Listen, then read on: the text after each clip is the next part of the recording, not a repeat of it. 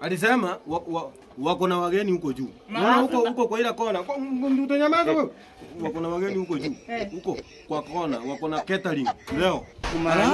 Wanakuelezea anakudanganya au anakudanganya. Waliniambia nini? Kwani wewe ni mjinga wa watu? Toka hapo. Aliniambia nimpe mbuzi moja atafu atarudisha chini. Uliniambia mbuzi ni yako.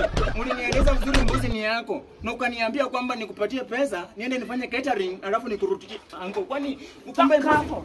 Mimi si nilimpea hata kuacha hata. Mama na wewe unaandika watu wanakaa. Lakini si hajaenda na mbuzi. Asianaitishwa mbuzi alafu kisha mbuzi atarudishwa. Hivi ni nini? Alikuwa anaenda atumie catering alafu arudishe. Sasa wewe ni mtu wa wapi wewe?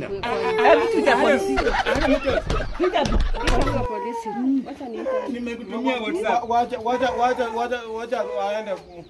Mbuzi imebaki lakini mimi niko hatari. Lazima ndani. Ndio hawa. Wacha achukuliwe. Achukuliwe na askari. Ai, hata mtena askari. Askari. Si uturuhusu tutoka kidogo. Kwanza wewe unaishi huko na hiyo mbuzi. Mnaishi hapa na uzi wa mbuzi. Mkulala hapo na mbuzi. Makosa si yangu. Makosa imefanyika. Kwanza nyamaza. Nyamaza. Lala hapo na mbuzi.